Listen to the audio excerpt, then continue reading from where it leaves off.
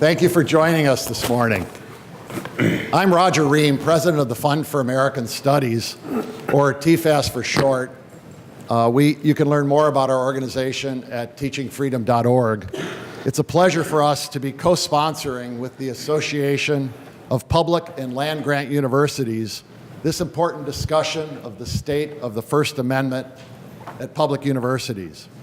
We have brought together a panel of people with a range of perspectives on the topic that is squarely at the intersection of the U.S. Constitution and the First Amendment on the one hand, and the very purpose of the university, engaged as it is in the search for truth and acting as one of the main transmitters of civilization's highest values to the next generation.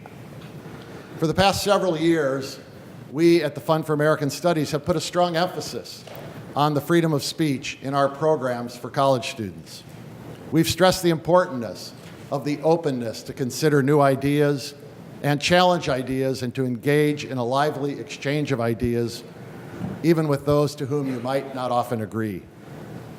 Reasonable people can disagree on a whole range of public policy topics, from immigration to abortion, appropriate tax rates, and U.S. military intervention overseas.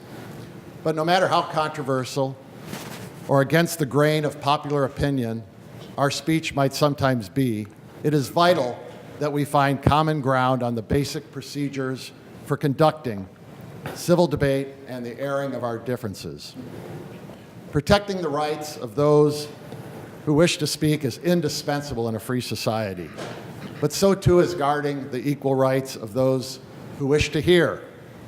It was Frederick Douglass who observed that to suppress free speech is a double wrong. It violates the rights of the hearer as well as those of the speaker.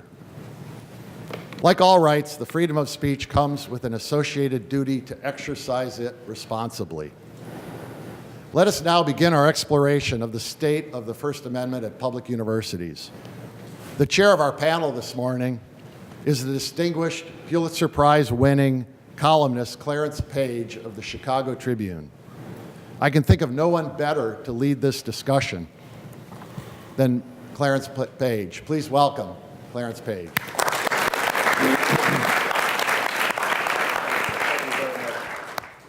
Thank you. I'm delighted to be here this morning and very much honored to have been asked to be your moderator panelist today. Being a veteran of the McLaughlin Group, I'm such an expert at discourse that I certainly, it's easy to see why I was chosen, isn't it? I've been very fascinated by this issue, as not only as a journalist, but also as a parent. My son was, who is of just post-college age now. He came home and indicated that free speech was a right-wing cause. I had not heard that this was a right-wing cause. And I said, why do you think that? And he said, well, every time I hear about a free speech rally now, it's Richard Spencer or Milo Yiannopoulos or some other right-winger wanting to advocate for having a public forum. And I said, well, you know, it's not just for one side, it's for every side. But it occurs to me, something that every parent learns at some point or another, kids don't learn things automatically. They need to be carefully taught, as an old song goes. And so that's why we are here today, to talk about where are we around the issue of free speech today? What is the role on campus? What are the attitudes?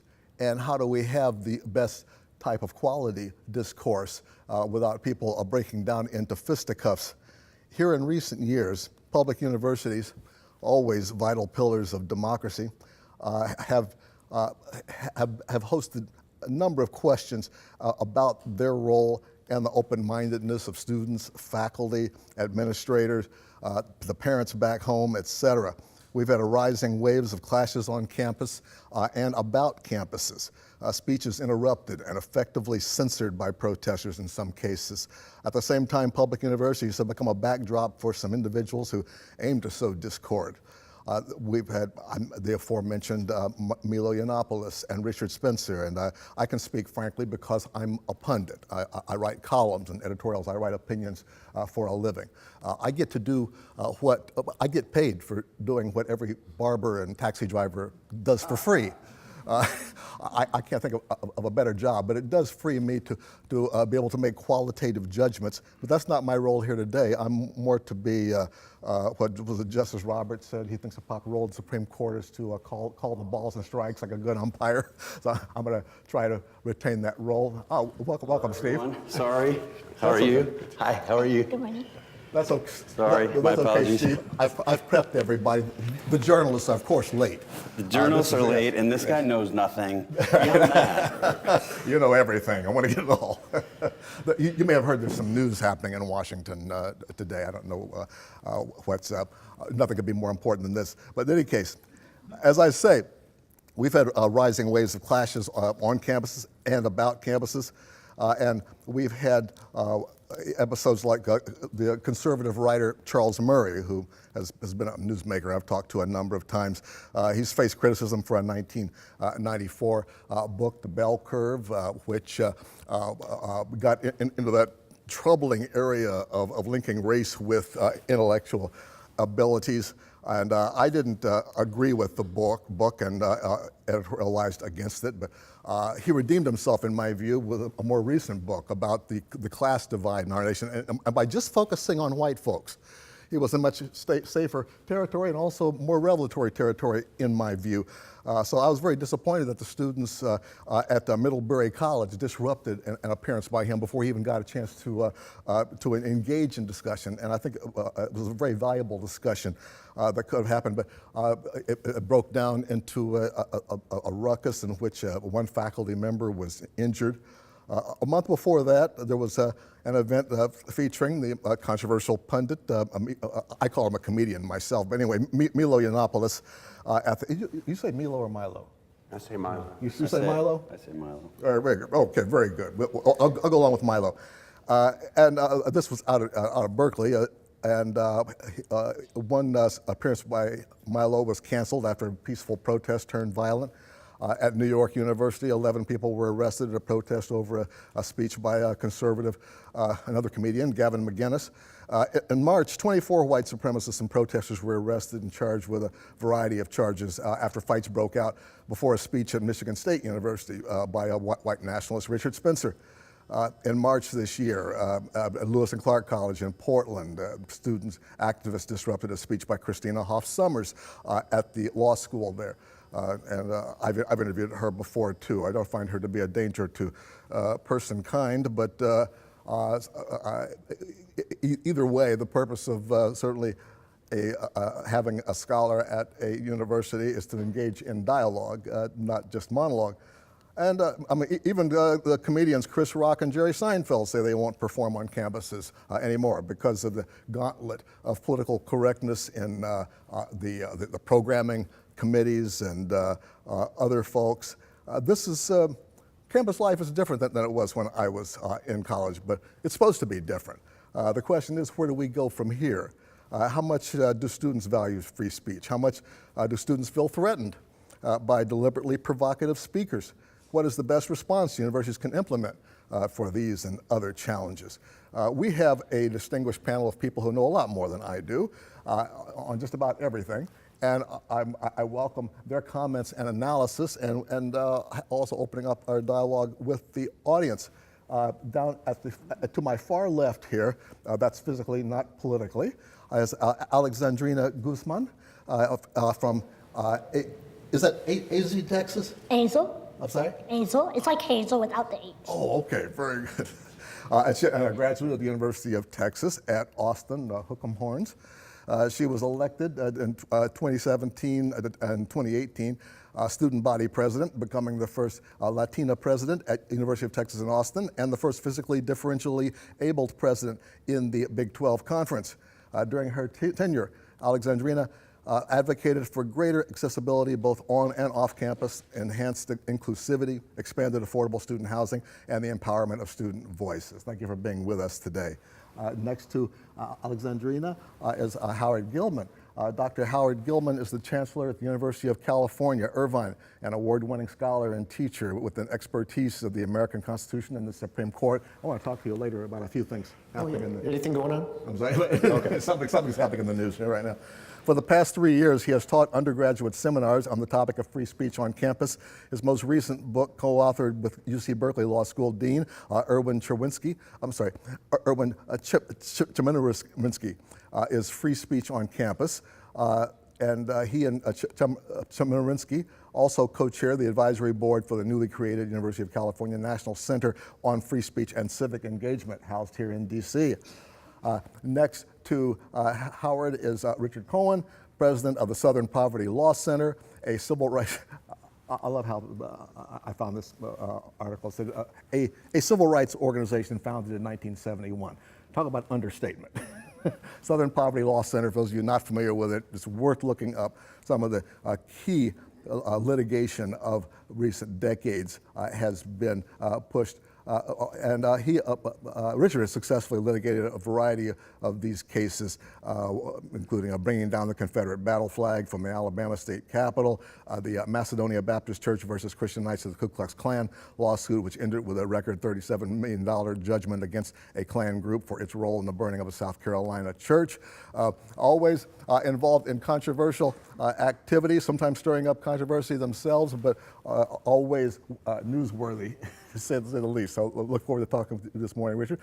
And to my immediate left, again, not politically, but we know each other well. That's for sure. Fellow veterans of the McLaughlin Group, I was speaking earlier about that monumental crossroads of American discourse. By the way, we're coming back. That's just a drop a little gossip for you. In fact, what's amazing, and this is appropriate this morning, ladies and gentlemen, is how many people since the passing of John McLaughlin have emailed us, people from the left and the right and the middle, saying that they really miss how well we handled balance and discourse and fairness on our program, which my grandmother always called the shouting show. But the show didn't change, society did. So that now discourse is so rare that it's hard just to get people right and left together in the same room. But Steve and I have not had any problem with that at all. Steve is the he's the current editor-in-chief of the Weekly Standard, author of 3 books, former senior writer for National Journal, and his work has appeared in just about everywhere: New York Post, Washington Times, Salon, National Review, and Reason, and commentary everywhere. Like myself, he is a fellow pundit here in the Great Beltway, and thank you very much for being with us, Steve. And now thank you for your patience. Can I have a round of applause for our wonderful panel here today?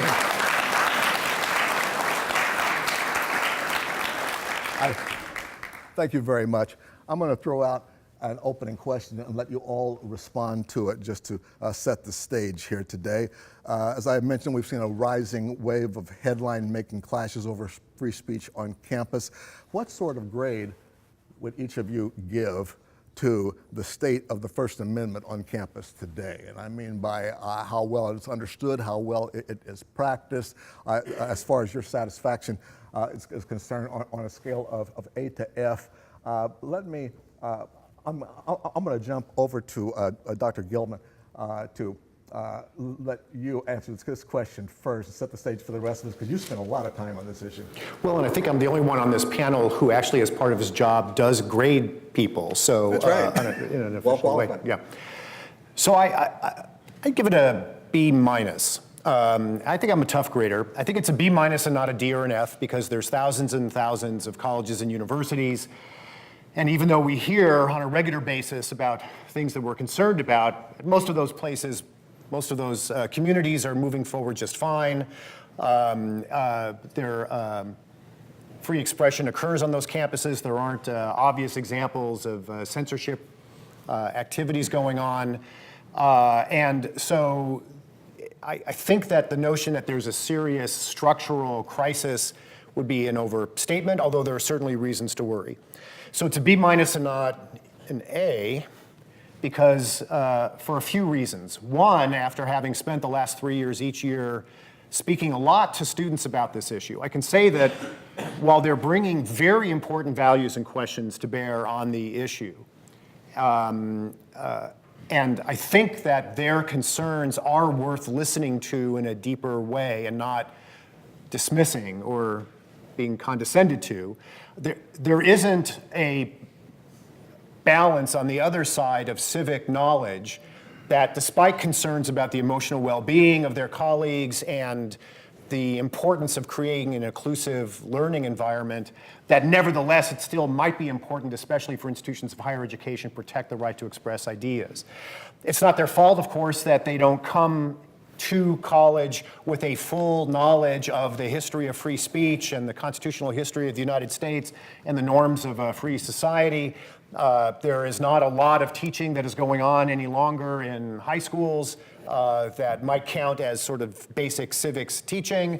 And I don't think it's the natural impulse of anyone who hasn't had an opportunity to think seriously about these issues to have an intuition that you should protect speech that might be considered extremely dangerous or offensive or worse. It has to be taught. These lessons have to be taught. And I think universities and colleges now are at a point where we know we have to deepen that conversation. And when these issues really started to arise in 2014, 2015, a lot of campus leaders who were very confident about their ability to speak with respect to their commitment to an inclusive learning community were caught a bit off guard about how to explain why they nevertheless were defending speakers and viewpoints that students found deeply disturbing and inconsistent with the professed values of universities of mutual respect and the like. And so work still needs to be done, not just to teach students, but also I think to teach university leaders.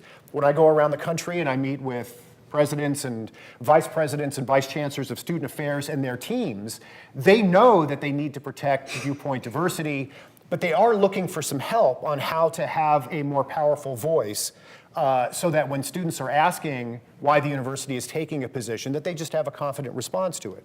I think we're better now than we were a couple of years ago, but there's still work to be done.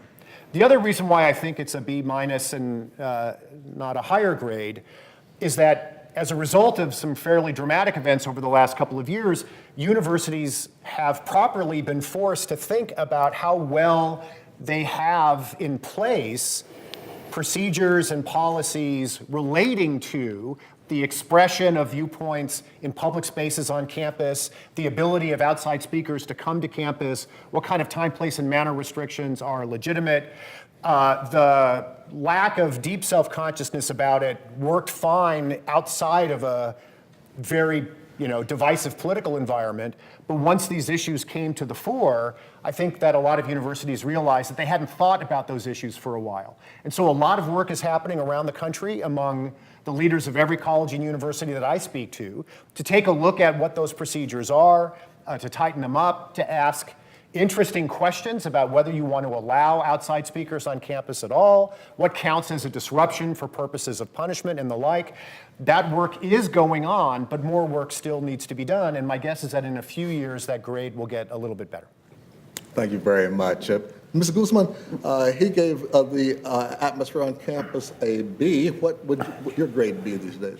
I think also before I begin, I forgot my hearing aids at home, so I can hear well, but if I ask you to repeat it, that's fine. But That's okay. I need a hearing aid. We'll talk about that later. okay. I think through the student perspective, I would give it a C as in cat, because the past 3 years being at UT Austin, which of course is my perspective, being a student leader throughout those years, I saw on the ground how students were feeling about free speech. Before that, I didn't really know exactly what that meant until I started getting involved with student organizations across campus. And a lot of those organizations have been underrepresented, organizations that represent underrepresented students. And each time that freedom of speech comes up, it feels very frustrating through the student perspective, because for them, it's not just freedom of speech that goes on, incidents that happen across campus. It's other incidents that may spur hate, may spur not being inclusive on campus. And so students carry that. And then when you talk about free speech, they refer back to saying, oh, well, the university never responded in time on these incidents. Why are they responding even quicker when it involves freedom of speech? And so, of course, it's a lot of work. It's a lot of learning. I think more empathy needs to be there from both sides, not just student leaders and students across campus, but as well as administrators, because after so many years, you kind of forget how on the ground students feel. Being an administrator, you represent several pieces of that university, and as a student, you don't really see those pieces. So it's give and take, but I think a lot of that goes back to the frustration on how the university reacts to other instances. We'll get to that shortly. I look forward to exploring it, in fact. Richard Cohen, let me get your grade. Well, first let me say that my college years ended about 42 years ago. So I'm not sure that I'm the best judge of how they're doing, but from a legal perspective, I would say there have been some instances when university presidents have done a very poor job. Senator Boren, for example, expelling children or students who were chanting racist slogans on a bus at a fraternity gathering. He had no right to do that.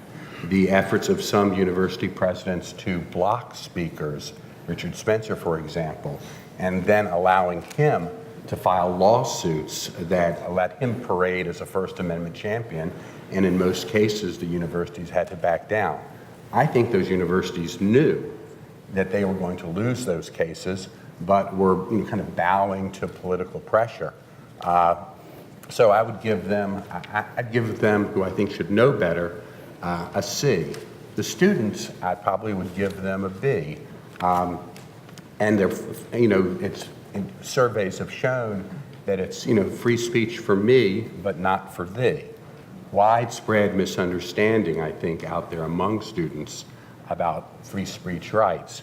Many people believe, a good portion of students believe, that hate speech should be illegal and shouldn't be allowed.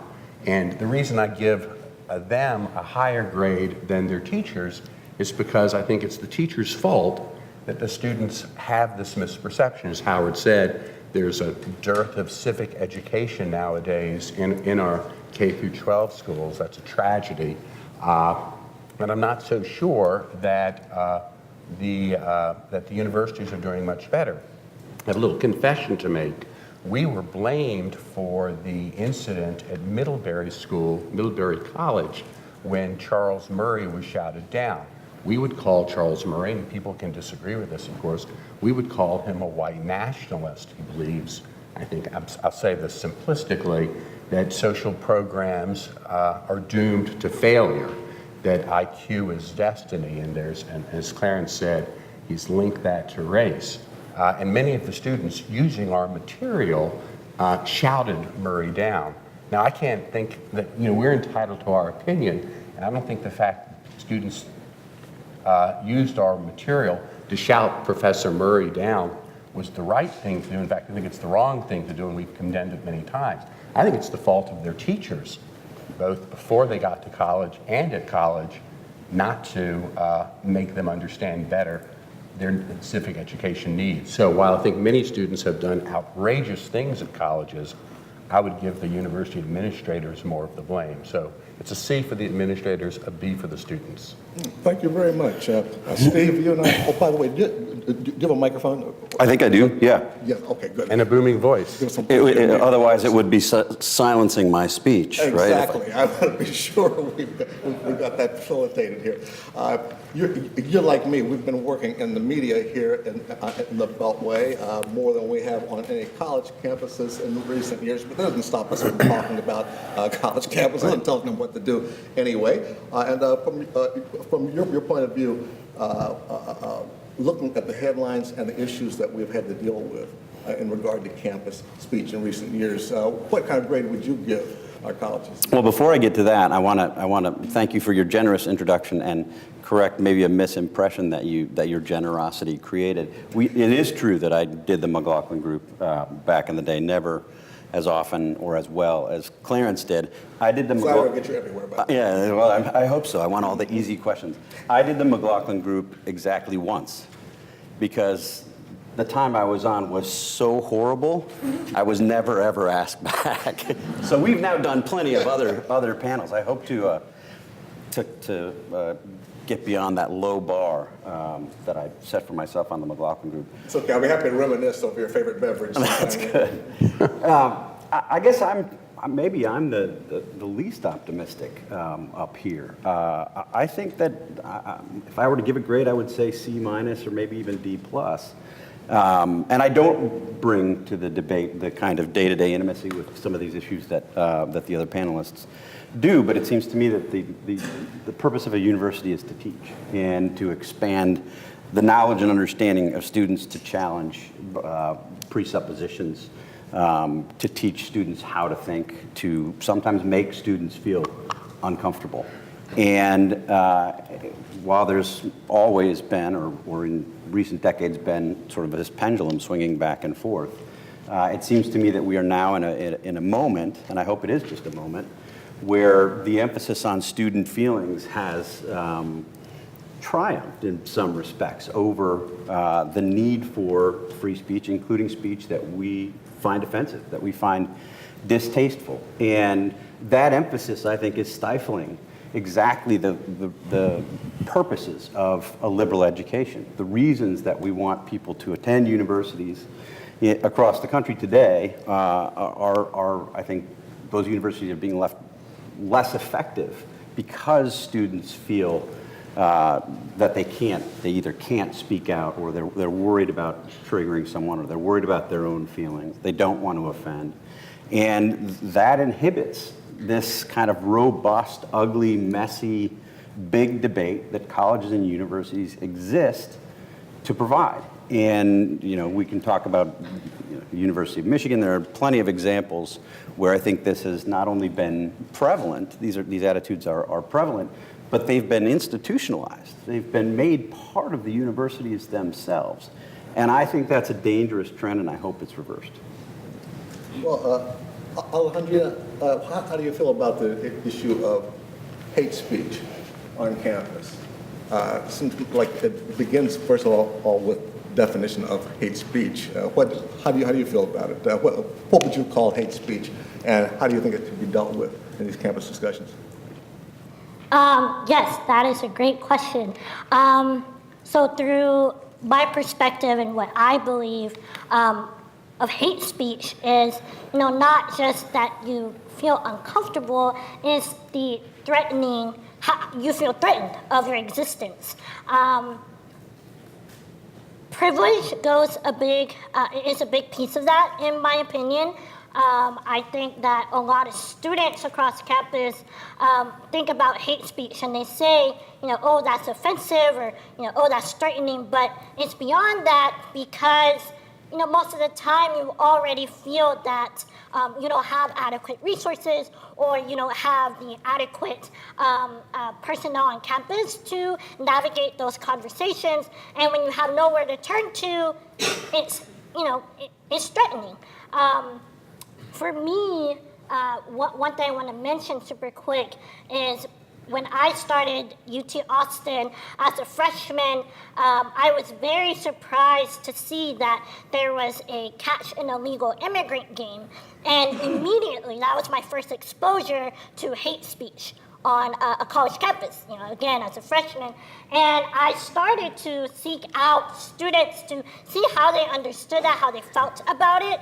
And, one identity there is, undocumented students who, are able to go to state universities, and they see this what message does that send? And so to navigate hate speech is, of course, really difficult. Where do you draw the line?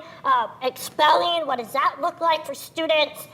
Recently, an incident at Texas Tech University that happened, I think, about a week ago. A group chat and a fraternity group talking about, ICE and Border Patrol and all that stuff, and students demanding, Texas Tech do something about this. This is hate speech. How can these students be enrolled at a university and be walking around and, thinking these things? So it's something that I'm also, navigating, because I understand that, freedom of speech, First Amendment, but at the same time, how do you also navigate the conversation with students when they already don't feel welcomed at school?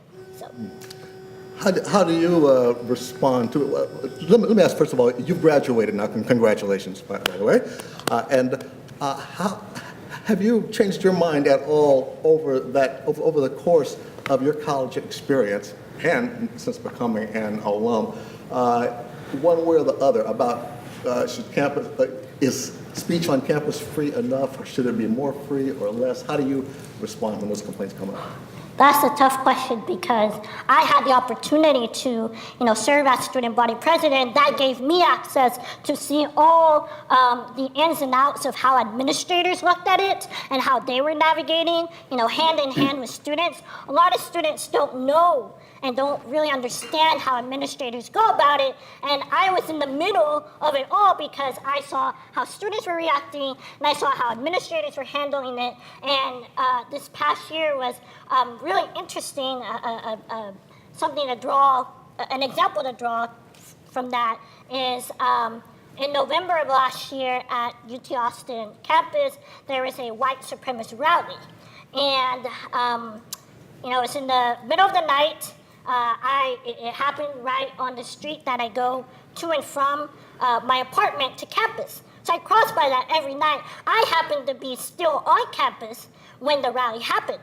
And that night I just had work to do, and I ended up staying a little bit past midnight. It was around 1 a.m. And I see on Twitter that this rally had just happened, right? And the idea there is, like you said, how now that I've graduated, and I've seen, what those two pieces look like, it's still a hard question, because a part of that is, what are the school policies? What are the student organization policies? We looked into that. What does that look like? That rally happened to be not brought by a student organization. It was an outside group. So university responded very strongly against that rally, because no student organization brought that to campus. So now being an alum, I'm still thinking about the empathy part. What does that look like? How can we still connect students to the administrators for them to feel more heard? Because that's something that's still missing, in my opinion, and that's a really great question. Last time I was in Austin, I heard a noise outside my hotel. It was an anti-Trump rally, so it goes both ways. So Right. Well, you want to say something? I do. I think the law on this is absolutely clear and absolutely muddled. It's clear under the law, under the First Amendment, that one has the right to be offensive, that one has the right to be provocative. The fact that speech is offensive and is protected is a core constitutional value. On the other hand, universities have an obligation to ensure that there is not a hostile atmosphere based on race, ethnicity, religion, or the like. How those two things come together is not always clear. When we look back on our history, in the mid-'60s, 95% of college students were white. Today, that figure is much different, and issues of sensibility have likewise changed. So hate speech is absolutely protected, but there is some difficulty sometimes drawing a line between that which is offensive and that which is objectively hostile. It creates a hostile atmosphere. The University of Michigan is in trouble right now for a second time in a court case because, as I think Steve said, its policy is focusing more on students' feelings rather than some objective standard of hostility. But it is a difficult question, and as in many cases, the law is absolutely clear and absolutely muddled. Absolutely muddled, Dr. Gilman? The law is pretty clear, but students asking hard questions about why is it that the norms in the United States extend protections to hate speech, it's not crazy that a thoughtful person would ask that question. In Canada, there are laws against hate speech. Throughout most of Western Europe, there are laws against hate speech. There are plenty of places that I think we would all agree look like relatively free democratic societies where the attitude about hate speech is different than the attitude as it has evolved in the American constitutional tradition. The arguments about the real harmful impact that hate speech can have, especially on vulnerable communities, are serious arguments. The notion that someone who asks a question, why in a free society would you allow a kind of speech that has as its intent the complete marginalization, if not subjugation, of populations of people within your society, that's a good question. And I think that it's also not as if within our larger political system, we don't see a lot of anger and intolerance on both sides of the aisle. Everybody's all whipped up about the other side expressing themselves in a way that people think are dangerous or immoral. And so I think that hate speech is a very interesting issue to put on the table, and I agree the law is and should be that it is protected. But when that issue arises on campus, the answer shouldn't be, don't you know that the Supreme Court has protected hate speech and that that's the end of the conversation? If you're a thoughtful person on a campus, you have to, systematically evaluate that claim. And it's right for students to ask hard questions. And by the way, there are a lot of very, very smart law professors and political theorists who think we have this wrong. Jeremy Waldron recently, wrote a book against the protection of hate speech. So I know what my commitment is as a university leader, and that I'm not going to use a category of hate speech as a reason not to allow someone to speak on campus. And I think that I can have good conversations within my community about why, in the end, especially vulnerable populations don't want to give power holders the right to punish people merely for the expression of views that they consider to be hateful. Just think about the public official you trust and like the least, and ask the question, how would they use that power if you gave them the censoring power? Have somebody in mind. No, I don't have anyone. Everyone is going to have, by the way, a different person in mind, and that's sort of the point. So I think those are interesting questions, but the fact that on college campuses, if not in society in general, people ask that question is exactly the sort of question that should be asked on a college campus, even if university leaders have to know what their legal and moral responsibilities are when those issues arise with respect to the question of what decisions you're going to be making on a campus when you have to decide whether to allow or not allow someone to speak. Yeah, and I think that's a very good point. And who do you want making those decisions? I mean, if you look at the University of Michigan, the president of the University of Michigan suggested that 90% of the people he was addressing at one particular time who had voted for Hillary Clinton had voted against hate speech because they had opposed Donald Trump.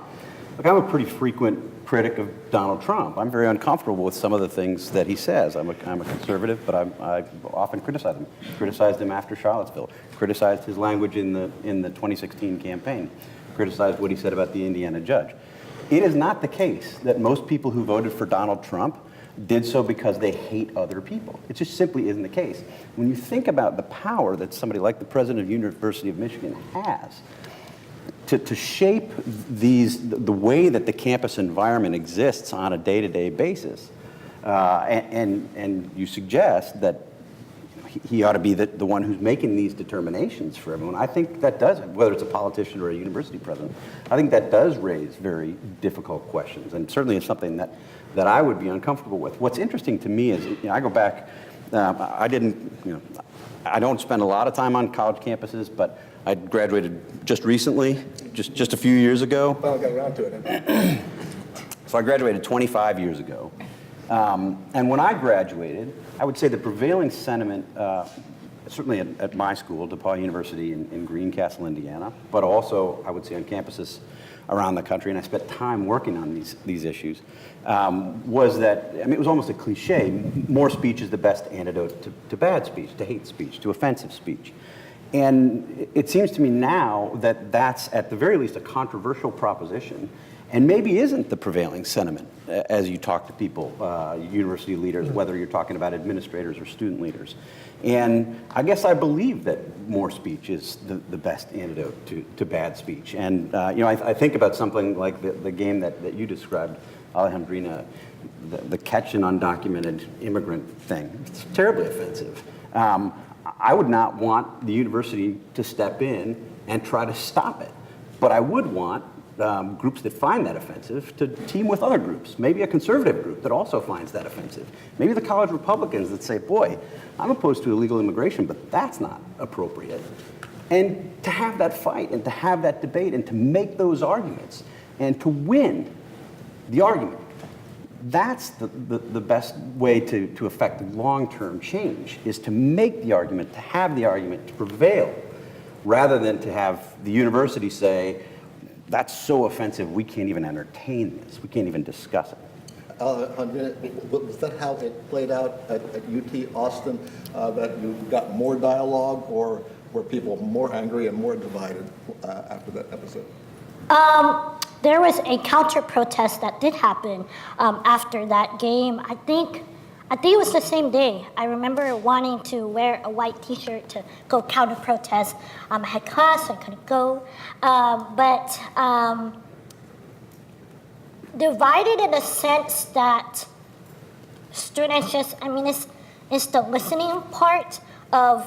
And I keep drawing the administrative side and the student side because that's how students felt. But at the same time, I think that even though it was divided, there was a huge crowd that came out and protested against that. Each time something happens on campus, at least at UT Austin, there's always a counter protest organized within the next, 24 hours. So yeah. I'd be disappointed if they didn't. Yeah. It is Austin, after all. Is this how things are going now more and more, Dr. Gilman? Are we getting more dialogue, would you say, or are we getting less? Yeah, I'm slightly more optimistic about both how university leaders and college leaders have been thinking about it the last couple of years, and about how what students expect of the university. There's no question that maybe in 2014, 2015, there were these impulses that were playing out that sort of led to this, framing of the coddling of the American mind, which I don't think is the best way to frame the issue. Actually, especially if you want to win over the students, you don't win over a lot of people by saying that they're infantilized and that they have psychological problems, right? And so better to understand that I think the issues that they're raising are vitally important issues for any free society, what it means to be a full member of society and what it means not to be in a discriminatory learning environment. Part of the vocabulary that they're using to challenge this activity is a vocabulary that is actually provided to them in federal law, right? Because universities are obligated under Title IX, other titles, to make sure that they are not creating a hostile environment. And under the Department of Education, up until recently, there's a lot of arguments about how allowing certain kinds of speech on campus in a systematic way to the disadvantage of certain populations of students might actually violate federal law. So we, of course, think that's not the way that it should be thought about, but it's not as if that doesn't exist within the legal framework. And so using those legal categories as part of this argument is a natural thing, and it requires us to figure out how you balance those competing considerations. I find, by the way, as a result of work that the APLU has done over the last couple of years, the AAU has done, I don't know of a university or college leader who I think if you sat down and asked them what their responsibilities were with respect to protecting offensive speech, who wouldn't agree that their responsibility was to do that. They may feel in some cases that they have to speak out on behalf of their students when they think wrong things are happening, tactically they may make one wrong decision here or there, but in general, I think leadership at universities understand it, but they're trying to catch up with the practical implications of it, the actual policies that you have to embrace or not. And when I see our students, whereas a few years ago when Milo came to our campus twice, we were lucky enough to have him on campus twice, and both times he spoke. The first time, by the way, hundreds and hundreds of students were upset, and nevertheless he spoke. But the second time, everyone had gotten bored with the shtick, and nobody showed up, and then he decided not to come back to the campus. I think that's your recommendation when it comes to how to treat certain kinds of speakers as well. But they now understand that we're not going to stop people from speaking on the campus, and that allows them to think about what kinds of strategies are better strategies, and I think we're moving in the direction of a more common understanding of more speech, even if in individual circumstances there's still arguments to have about how to treat more difficult circumstances. Well, Richard Cohen, does that satisfy the Southern Poverty Law Center, or would you like to see some kind of actions to try to ban hate speech from campus, or to restrict certain provocative speakers from campus? Absolutely not. I mean, no, absolutely we would not like to see that. We think people have a right to hate. They simply don't have a right to hurt people. And we're concerned whenever someone's First Amendment rights are trampled. I'm also concerned and be interested in hearing Howard's view of it on some of the, there have been a number of laws introduced in some states modeled on some work of the Goldwater Institute that I think are quite heavy-handed, telling university administrators what to do, saying that if some student violates, is protest inappropriately twice during his or her college career, that student should be suspended for a year or expelled. Right. I think those are very heavy-handed responses to what the problem is, and I would think that most university administrators would not want to be told by their state legislators how to run their campuses. There's no doubt that university administrators would prefer to be left alone with respect to how to run their campuses. But in a free society, ultimately, especially public institutions are accountable to the people. And if there is a perception among state legislators or attorneys general, for that matter, that universities aren't stepping up and they're not taking strong enough steps, you are going to see this, this kind of intervention politically and legally. So we're in an environment now where the state legislative environment is one where increasingly universities are being told how to deal with the issue. We have the Attorney General bringing the Justice Department into certain lawsuits, sort of well-funded lawsuits. That's not a criticism, but folks that are looking to make sure and keep universities honest, and now they have the backing of the United States government when it comes to some of the claims being made. Generally speaking, the median state legislator probably doesn't have the sensitivities you would want for how a university with young people who have an obligation to teach them first how they should deal with these issues. If universities decide to wash their hands and they're never intervening when people are disrupted, to the point where, because there's two ways that you can violate people's rights of free expression. I can censor or punish them directly, or I can step back while students take that responsibility into their own hands and I do nothing about it. So you have to deal with both of those issues. But it turns out when you really start thinking, okay, so we're going to create a disruption policy, a state legislator might say 2 disruptions and you're out. But it turns out there's some very interesting questions you have to work on. What is a disruption? No speaker is entitled to a completely cooperative audience. If an audience spontaneously decides that a speaker says something so outrageous, they engage in extended booing and then eventually start to walk out, and it takes 3 or 4 or 5 minutes for that energy to leave the room. Well, is that a 5-minute disruption that deserves punishment? Is it different whether it is a planned activity in advance that is designed to undermine the rights of students? Are there mitigating factors in some circumstances and factors that should lead you to have more strong punishment? We are all thinking about all of those issues. And we want to end up with a situation where students who engage in this activity initially have opportunities to be put in a learning environment first, and then for us to make more nuanced judgments about how to proceed. But if we don't step up, there's every reason to expect that legislators and others will force us to do what we should all know we're supposed to do in the first place.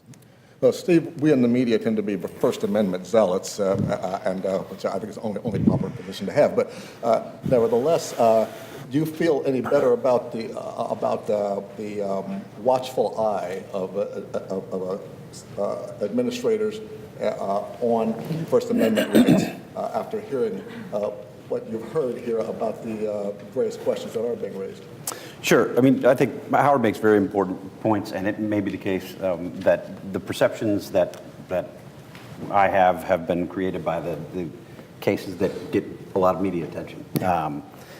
But having said that, I do think those things exist. Those problems exist. And Sure. the things that we saw at Middlebury, that we saw at Evergreen State, that we're discussing at University of Wisconsin, at Berkeley, at Michigan. I mean, at a certain point, the cumulative weight of all of these incidents adds up to something. Yeah. And I think that's a problem. And the concern I have is if you have administrators who, however good their intentions might be, are willing to sort of give in to the mob mentality about shutting down speech or allowing speech to be shut down or looking the other way if administrators and faculty quietly say to students, hey, it would be really great if you went and disrupted the speech. I find that hugely problematic. And again, I think for the bigger argument from my perspective is we learn more when we have more speech, when we have these debates. When Ben Shapiro went and spoke at Berkeley, there was a group of protesters across the street, and I wrote down their sign, and they were protesting Shapiro's appearance. "We say no to your white supremacist bullshit," was their sign. It's incredible to me that a group of protesters would be so ignorant. I mean, Ben Shapiro, whatever you think of him, has consistently taken on white supremacists. It's a core part of what he does. He is the victim of antagonism from white supremacists on a consistent basis.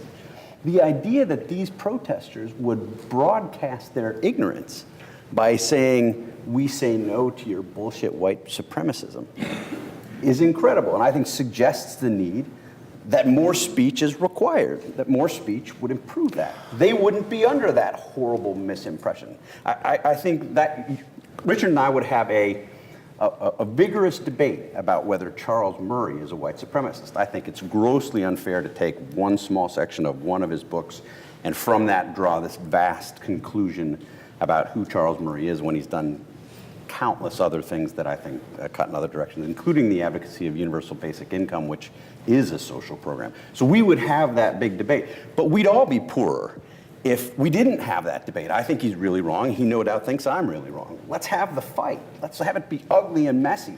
You all can leave this and think that I don't know what I'm talking about and he's brilliant. That'd be just fine. That happens to me all the time, actually. But we should have the fight. We should have the debate. And I worry that, you know, given this need for the emphasis on feelings at universities, there's an imbalance there. The need for speech and the emphasis on feelings. Steve, the one thing that I would say is, so first of all, if I didn't think there was some issue and some problem, wouldn't have written a book on it. We wouldn't have created this new national center. So there is more work that I think has to be done. Having said that, the Ben Shapiro example at Berkeley is an interesting example. Berkeley went to great lengths to make sure Ben Shapiro was able to speak. He was able to speak. He had a terrific audience.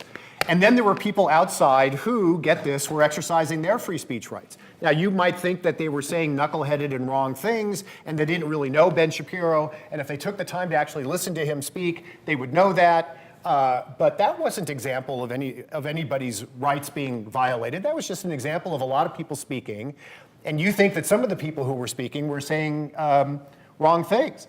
That's okay, right? So, and in fact, you know, Berkeley, which sometimes gets thrown into this mix of being a problematic place, Berkeley's story is a very interesting story for what we find ourselves in right now. So in January of 2017, Milo was going to come to the campus. Berkeley took extraordinary actions to make sure he was going to be able to speak. Milo had come to my campus, and in fact, every single University of California campus lent Berkeley police officers to make sure they had as many people as humanly possible. Students were going to protest, but that's an example of everyone exercising their free speech rights. And then Berkeley faced something that no campus in the history of the planet in North America has ever faced, which is about 150 Antifa black bloc protesters with bats and helmets and body armor and material to start fires coming to campus to start a riot. And it's true, Berkeley didn't stop that from happening, but not through lack of effort. And in fact, I don't know of a campus that could have managed that without having known in advance that such a thing could happen. I never knew that such a thing could happen. As a result of that, when Milo decided he didn't have enough fun in January of 2017, he was going to continue to troll the university and create this, what turned out to be this very fake free speech week, at the end of the summer, the beginning of this, the last academic year. Berkeley, now knowing what possibly they would face in terms of what the needs were, spent $3.9 million to make sure that that event could go through, even though it turns out Milo wasn't even serious about it. So I don't know what else you would want from a university that was trying to demonstrate its absolute commitment to doing everything possible. And I think that what's true about all of these is that with the exception of the first Milo event, which was disrupted by a riot that spilled out into Berkeley itself, the city itself, everybody who has wanted to speak at Berkeley has had a chance to speak, and the university has committed itself, and I think it deserves credit for digging deeper than any other college or university to make that possible. It's entirely possible I wasn't clear. That happens a lot too. No, I think Berkeley, that was a good example. I meant to cite it as a good example, and in fact, Ben Shapiro, in the beginning of his speech, thanked the administrators for creating an environment where he could speak, where he could have this back and forth with the audience. To that question of cost, who bears it and how. But before I do, I'm dying to ask Alejandrina a question in regard to access by speakers. And correct me if I'm wrong here, but there was an affirmative action bake sale by a conservative group at UT Austin, and a student group wanted to have the group kicked off campus and have those who supported it punished. I understand, and I think this happened while you were a student there. If you could tell me what actually happened from somebody who was there. Yeah. Fall 2016, there was a Young Conservatives of Texas bake sale. And the purpose for it was to showcase how affirmative action worked. So, for example, they would assign different prices for different ethnicities.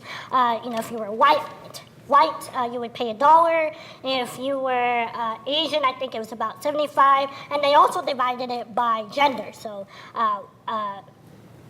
women and men. Down the line, it was African American, Latinx, and then Native American. So it just kept getting, less and less the price, lower and lower. And so if you're black, you paid less, but a black woman would pay less than a black man would. Yes, exactly. Yes, and so it was a difference about 25 cents to 10 cents, etc. And students, this has happened, from my understanding then as well, that bake sale had happened numerous times on campus. And other campuses too. Yes.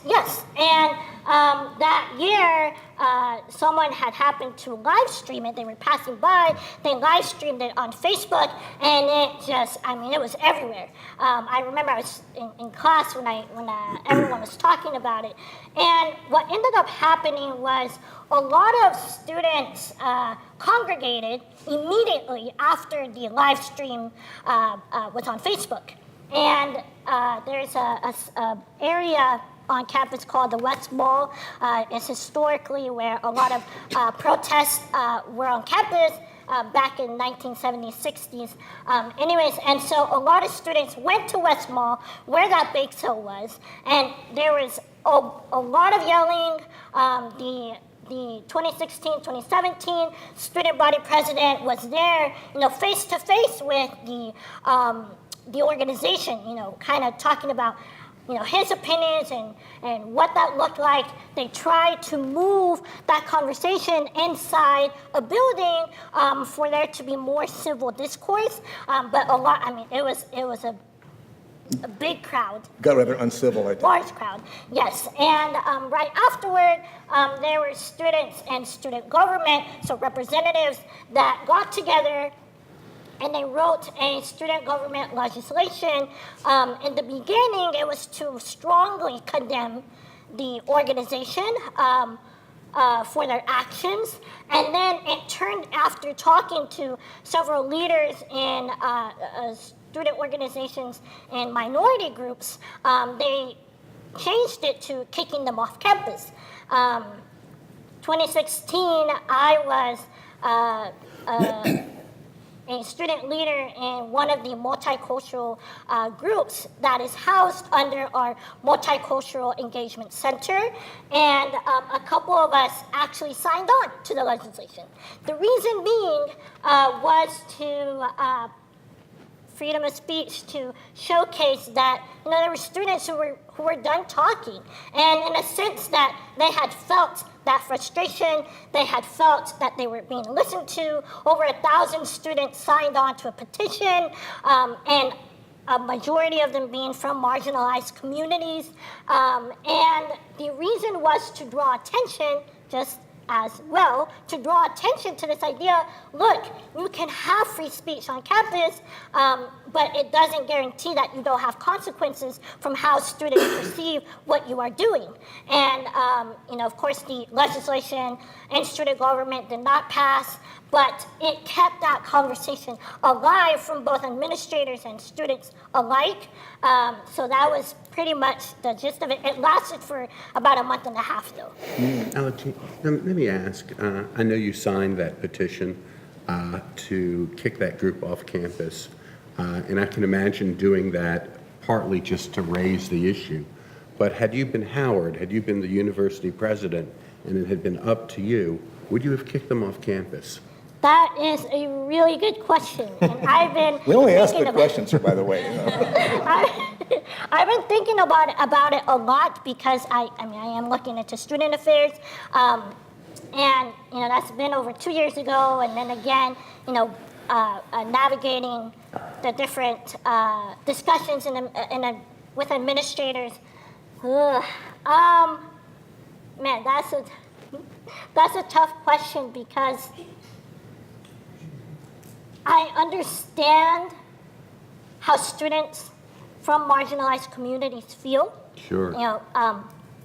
It's hard when you feel that you don't have, adequate resources, funding, discussions, and then if you're in charge of a university, I can also see how that looks like not just barring certain groups, but what does that mean when you cross that line like we've been discussing this entire time? What does that look like?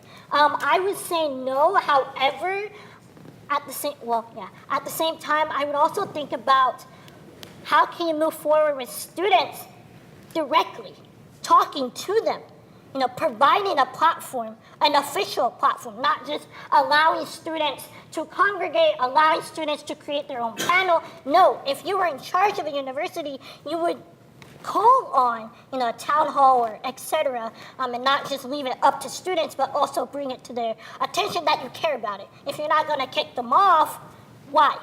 Don't just expect students to, congregate and again, counter protest, et cetera.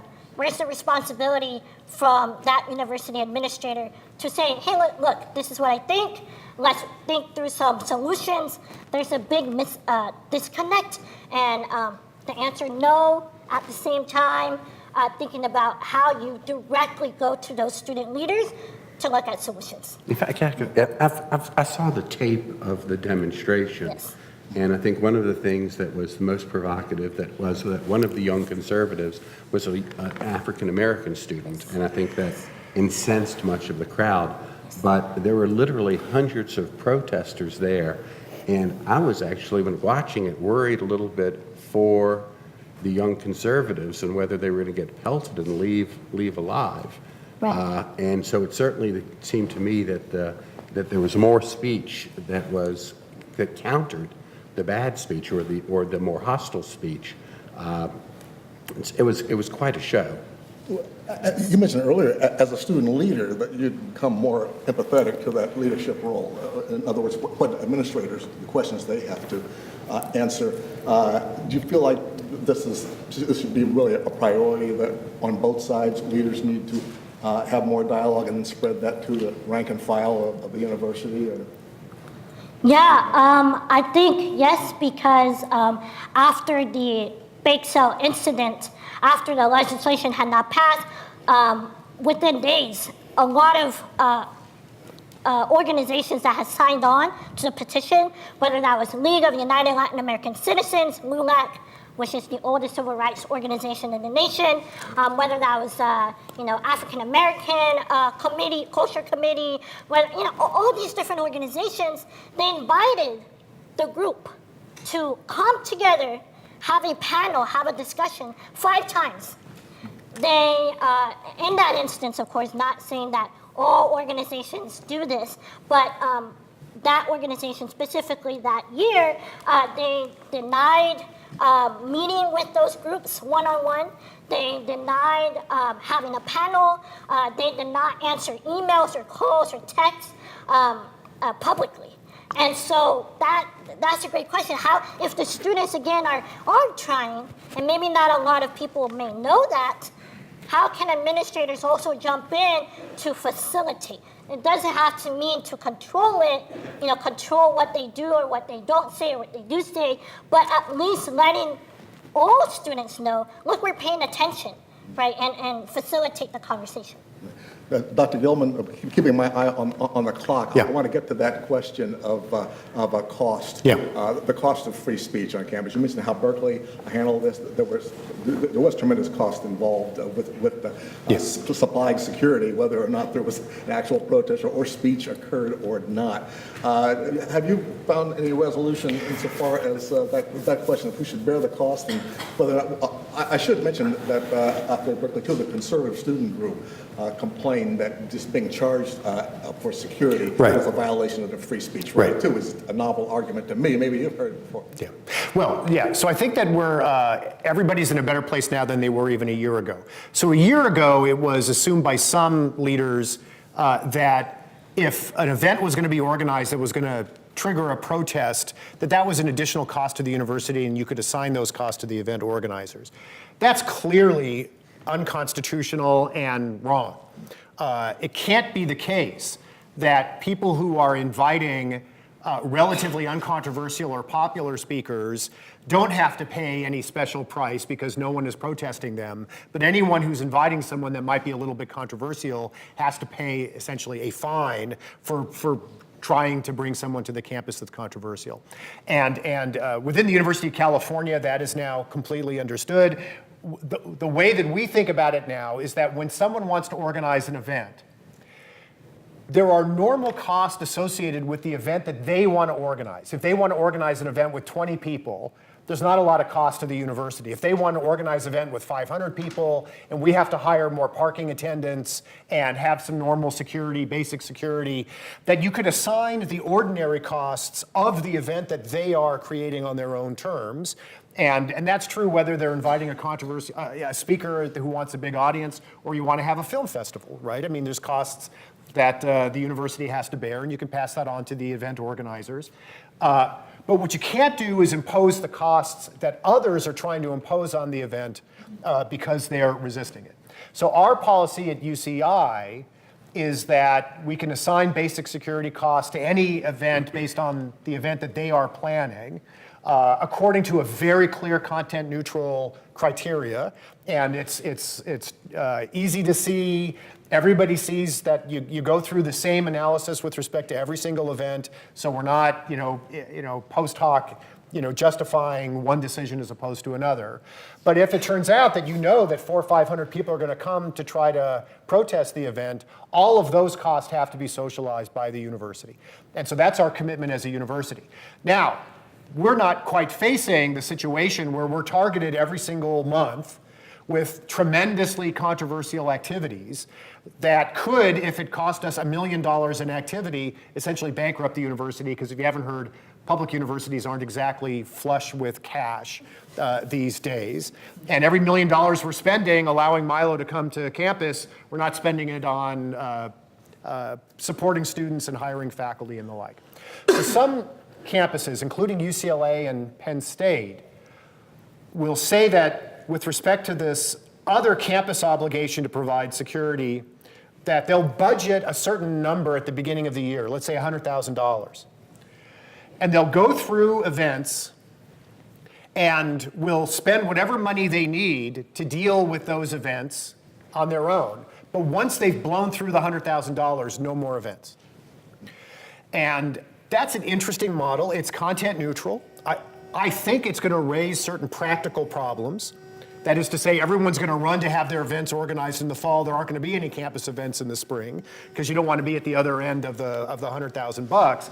But it shows how creative universities are trying to get in order to prevent themselves from being in a position where they can be targeted by groups trying to be provocative to the point where you really run into problems of financial solvency of the institution. Mm-hmm.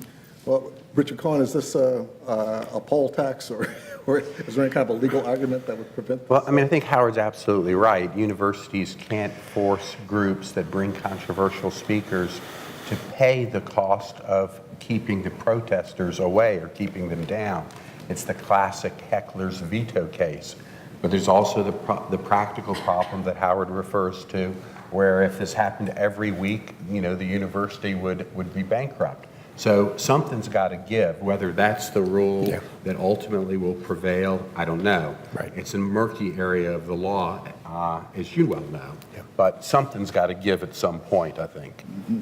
I want to give the audience a chance to ask some questions too, with permission of our sponsors. And do we have a microphone for the?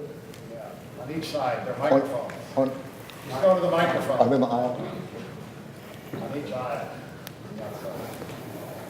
Okay. Hello. There you go, yes.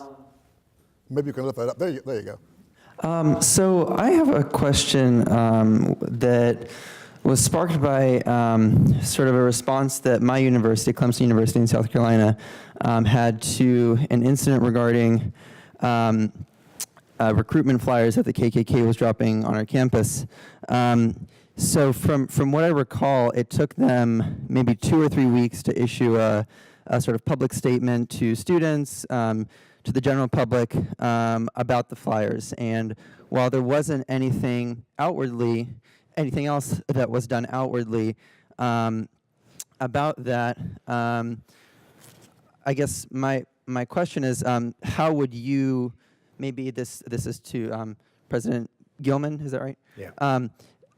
Or Chancellor Gilman, how would you respond to such a situation where maybe you're not allowing someone to speak, or not allowing them to speak directly, but you're saying our university's values do not align with hate speech, and hence we are saying that this is whatever it is. Right. Thank you. So every university leader will face and needs to be prepared to face a situation where something is happening on the campus that is so disruptive of the fundamental values of the campus and its basic scholarly mission and the kind of community that it wants to build, that you have to speak in defense of the community's values, even if someone comes in. So when Milo came to campus, I didn't think that it was worth me saying anything because I didn't want to draw that much attention. But we had our Vice Chancellor of Student Affairs respond to students who were very concerned about it with a message that underscored our commitment to free speech, but also said that we're not going to stand silently by when provocateurs come in and use the lives and well-being of our students as fodder for this, that, or the other thing. So made a statement. So you have to be prepared to speak on behalf of the campus's values. On the other hand, it can't be the case that university leaders, every time something happens on campus, and I know that you're dealing with a particularly important event, but every time something happens on campus that suggests something that people are upset about, that you have to respond to every single circumstance. If a president or a chancellor is always responding every time someone on campus is upset about what happens, well, first of all, you lose the importance of that voice. And secondly, that's all that you would do. I mean, you have as your job being a running commentator on the expression of the expression of ideas on the campus. Get you on the McLaughlin Get me show. on the, well, listen, thanks. I'm not, am I auditioning for it? Is that, I didn't think I was. I'll put your name in, man. Yeah, but, and in fact, it undermines free speech values on the campus if the campus is always taking strong views. I felt when Trump was elected that there's a lot of concern on some campuses about it, but that was not for me to speak about. I mean, individual students could express themselves about it, but it has to be the case in normal democratic politics that university leaders, especially leaders of public institutions, have to know when you take a step back and you got to allow people to have the dialogue and the argument on their own. Because I'm also mindful that I have people on the campus that have views that are different than sort of the majority views on the campus, and I don't want those people to think that this university doesn't belong to them as much as it belongs to everybody else. So you have to speak only when I think the core values of the university are at stake, and then otherwise, nobody should expect that the way that the community of a university defends its values is only through what a president or chancellor says. Don't rely on authority figures to defend your own values, right? Find your own voice. And part of the point of a university is to allow people to see what it looks like for them to find their voice too. Thank you very much, and thank you for that wonderful question. I'm going to get to someone else here while we got a chance. Go ahead. Yes, thank you. I want to push back gently on 2 points and invite your critique to my response. The first point I want to make is that I think we're grossly underestimating and discounting the extent, really, that black students feel threatened living, not just visiting and attending classes, but living on college campuses that are visited by white nationalists. And I don't think it's a matter of oversensitivity. I think it's a matter of understanding that when hate speech is normalized, it has real-world effects. I mean, I went to school down south, and I was called the N-word by a classmate, and I had a text about Obama eating watermelon sent to me. So for me, it's not a theoretical thing, it's a real-life thing. It had an impact on how I felt safe on that campus. The second point I want to make real quick and get your response as well is that personally, I'm uncomfortable with this idea that fighting hate speech with more speech and leaving it just at that is the way to combat hate speech per se, for 2 reasons. One, there are power differentials in who can speak how and where in this society that we have to factor in. The second thing is, from a philosophical point of view, it shouldn't be my job as a citizen in a society that supposedly values equality to convince somebody else that I am in fact an equal. My equality should not be a function of my ability to use rhetoric. And as Sartre once said, the anti-Semite isn't interested in reason, but rather domination. So I would like to hear your response to those ideas. Let me ask you a question about something that disturbed me. Sure. On a couple of campuses down south. Graffiti that said "Vote for Trump" was viewed as hate speech by some black students. I say, well, here now we're getting into political speech. Right. Can this be hate speech? How do you feel about it? I think it's context dependent. I mean, I think that on the one hand, I think it's context dependent. I really do. That's my short answer. Okay. Well, the context was sidewalks and brick walls. This was chalk graffiti. I mean, if, for example, if you put on the side of a building somewhere, "Vote for Trump," you know, people have different opinions about Trump, but you can, envision that a certain way. If you put it next to the Black Student Center, that's a context where you might see it a little differently. So then political speech becomes hate speech. I mean, possibly. I'm just asking because this is part of the dialogue, I think. 'Cause obviously, a lot of people think it is hate speech. So, but please, let the panel respond. I guess the one thing I would say is that your question is a really good one. the law says it has to be, you have to have a hostile atmosphere to be actionable from a reasonable person's point of view. Right. Well, who's a reasonable person, right? Is that defined from a majority white point of view, Right. from a privileged point of view, or is it defined in a different way? And as universities change their racial composition, I think those questions come to the fore and become even more difficult to answer. Right. So I don't really know if I have a good answer to your question, but I recognize it as a great question. The law is muddled here. I do think that, I think it's wrong for people to respond to your concern by saying, it's only speech. Take one for the team, yeah. You're right, take one, right, exactly right. I do think hate speech is a much more difficult situation than most people on the other side realize. I think the harms are real in the way that you describe them. Right. And I think it's possible for people who believe in free societies to think that hate speech is a different sort of thing. Right. And you can, because a lot of other countries, as I mentioned, treat hate speech differently than we do. Right. So you need a good answer to your question. And one thing you could say is there's power differentials, but there's always powerful differentials almost in any conversation, and that can't be a precondition of allowing speech because otherwise there could be no speech. The main thing that I would say is that first we've been down this road before. In the late 80s and early 90s, about 350 colleges and universities passed hate speech codes. Not one of them that went before a federal judge was upheld.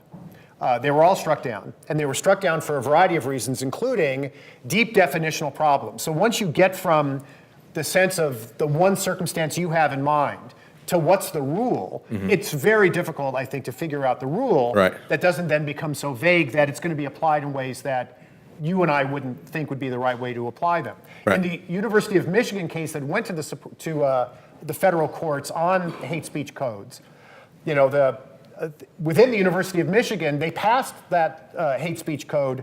Not one sort of anti-black racist was prosecuted under the code, but pro-African American, anti-whiteness advocates were prosecuted on the grounds that their speech were racist. When Great Britain passed a hate speech code, Jewish advocates for Israel were among the first to be prosecuted under it because the United Nations had just declared Zionism as a form of racism. So we have to be careful about the definitional issue, how actually it's going to be implemented, because you're talking about giving power to people, and you don't know. And the last thing that I would recommend is most anti-racism advocates are very sophisticated about existing structures of power and how you can't trust certain kinds of authority figures, right? And so I think it would be helpful to take that same wise, sophisticated political analysis of what happens when you empower people, and then ask the question, if you give the power to punish hate speech to sheriffs and district attorneys and mayors and university presidents and attorneys general and then presidents of the United States, how are they going to use that power? That's the best response I can give. It's a political response. And then I think we have something we can talk about a little bit more substantial. Which is why I would go back. I think your hypothetical is an interesting and provocative one, but that's why I would go back to the argument, as inadequate as it might sound, that more speech is the best antidote to bad speech or hate speech. I mean, talk about that administrator or the sheriff or whomever in the example that you set forth for us. It may be the case that vote for Donald Trump written next to the Black Student Center was meant as provocative, was meant as hateful. Would you want an administrator to make that determination, or a sheriff? To me, I mean, Donald Trump, whether you like it or not, is the president of the United States. He won the election. It's hard for me to imagine punishing somebody or any kind of retribution or official action because somebody wrote that. And I suppose an investigation could lead to a conclusion that was meant as hate speech. But boy, I think you go down a pretty difficult road if you start to give them that power. I want to give more questions in here, but Alejandrina, do you want to say anything on this particular question? Or? That's the argument and comments that I hear constantly from students. Again, I think it just depends on the history of said group or said person, acting on the actions, I guess, and accountability needs to be there as well when students feel threatened. And I mean, I agree with you, sir, that it's why do you need to prove over and over and over again that your existence, power dynamics, all of that stuff. It's hard just because how First Amendment rights are, but at the end of the day, I agree with you. And again, I'm coming from the student perspective that I've heard over and over again, and just hearing these answers, I've been like, oh, that's true. But yeah, I guess nothing new. It's a lot like deja vu all over again. Right? It is true. It used to bug me back in the 60s that I was an ambassador for the whole race in the dormitory. But I said, if we got some more black folks around here, I wouldn't have to be the ambassador. But the struggle continues, and diversity issues are expanding because that's just the nature of our society. In any case, next person on the mic, yes, ma'am. Okay, thank you, panel. I have two basic questions. Where is the line between hate speech and violence? And I'm asking this question because I think violence is more than just physical violence. Mm-hmm. We're hearing a lot in the news, people committing suicide after being bullied in school context. So where does administration step in to control hate speech or affect hate speech in light of this kind of violence?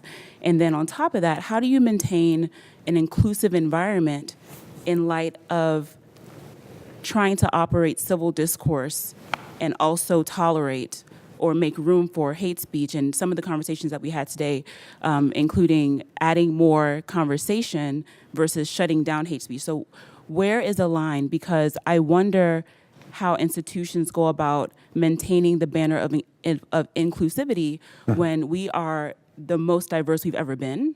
Yeah. And so I think there's a lot of patience that has to be had, but where do we go from here in terms of having the inclusive environments that we all seem to advertise? Yeah. You see, Alejandrina, they only ask tough questions here.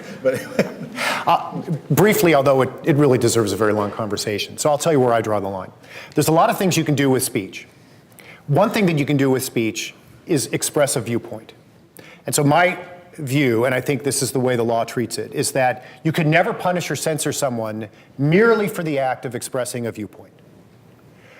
But there's a lot of other things you can do with words. You can harass people with words. You can incite people to lawlessness. You can engage in true threats. You can libel them. You can commit research fraud. You can do a variety of other things. So I would encourage us to distinguish the circumstance where someone is expressing an idea, and that's all that you're talking about, with some other activity that falls within one of the recognized exceptions within American law of First Amendment protection, like true threats, for example. And in this framework, while ideas can be very impactful, and in fact, the reason why we worry so much about free expression is that ideas matter. And we worry a lot about ideas. We think certain ideas are dangerous. It just turns out one side always views the other side's ideas as the ones that are dangerous, or immoral, or otherwise worthy of suppression.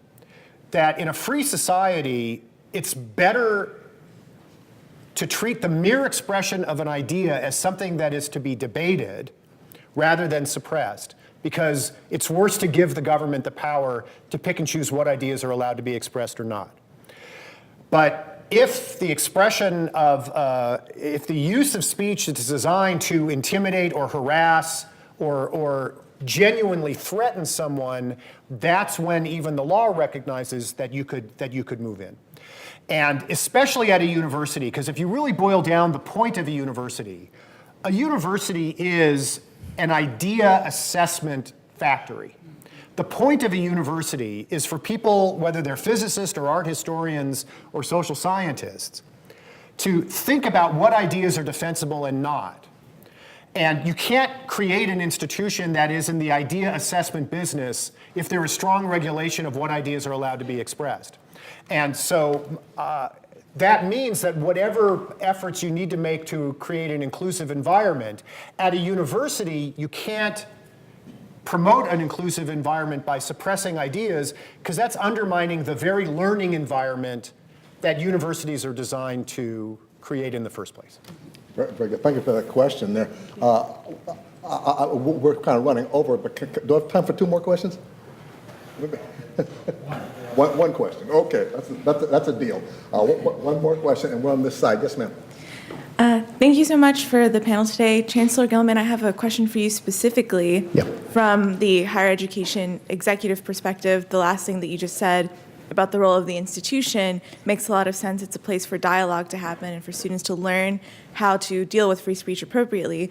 But ironically, in a lot of conversations in Congress and on public funding, free speech often gets used as a reason why perhaps the liberal arts education isn't working, because it gets conflated. And so I want to ask you, from the executive perspective and in terms of making solutions for free speech beyond just best practices as you talked about, how can presidents, executives actually leverage free speech to prove the value of education in a way that's more constructive? We think all the time, what could we possibly say that will make a more powerful argument to those that are funding us in state legislatures or in the Congress to demonstrate the value of the institution. There was a consensus for many, many decades about the tremendous value of higher ed, and most people still vote with their feet. My university got 116,000 applications for its fall class. Most people see the value of and even people who criticize higher ed, they still want their kids to go to great colleges and universities. But it is disturbing that 2/3 of all Republicans right now will say that they think higher education does more harm to the country than not. And I think that the recent debates about free speech are part and parcel of that break. We're now pulled into the culture wars. And that's a very dangerous thing for the long-term thriving of higher ed. And I think the more universities are addressing this issue in a way that restores the confidence of the community as a whole, that we value everyone's point of view, that we protect everyone's point of view, and that education benefits everyone, the better off we'll be. But it is an unfortunate development the last couple of years that we're beginning to see this partisan divide. And I hope that with the right amount of effort, we can regain our voice and create that bipartisan consensus again. Richard, any final thoughts? I just wanted to thank you for the good questions. It's been honored to be with all of you, and I appreciate the audience's attention. Well, thank you. And Alejandrina. Likewise, it's a hard topic, and everyone is still learning. I just think that empathy needs to be a little bit more there.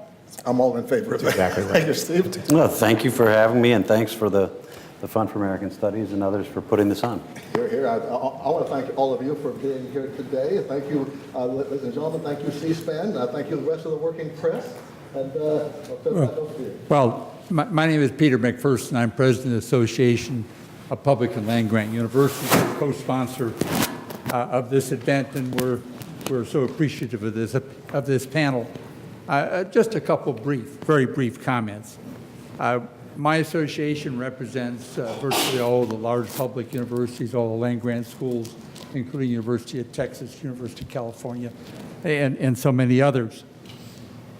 We believe deeply that it's the public university's responsibility to uphold free speech on campus. We have public universities have a constitutional obligation to do so, even though the rhetoric is divisive and hateful. As Dr. Gilman has pointed out, there's some exceptions, but that is certainly the general rule. Of course, as been pointed out, university leaders have a responsibility from time to time, as the event may require, to be very condemning of such divisive and hateful speech. And when I was a university president, I took that responsibility seriously. Chancellor Gilman and his colleagues and I have been talking about this in our meetings now the last couple of years, and my My perception, hearing from so many of these leaders, is there is a broad and deep commitment to do this. We understand how complicated it is. These questions brought out some of the complications, but we certainly must do it. I think every generation of leaders have to go through some of this education, surely as students need to do, and we have some responsibilities there. I think that there is, it's interesting, free speech is not free of diligence and vigilance. And that is one of the key lessons I think we have here. We need to be sensitive, a broad set of issues. This issue, we've learned a lot in the last public years. I thought the pointing out of Berkeley 1, what I call Berkeley 1 versus Berkeley 2, what we saw in the last couple of years, universities and their leaders learning some key lessons, and we will no doubt learn more. Ladies and gentlemen, we thank you for being here. Panel, thank you for that. Thank you.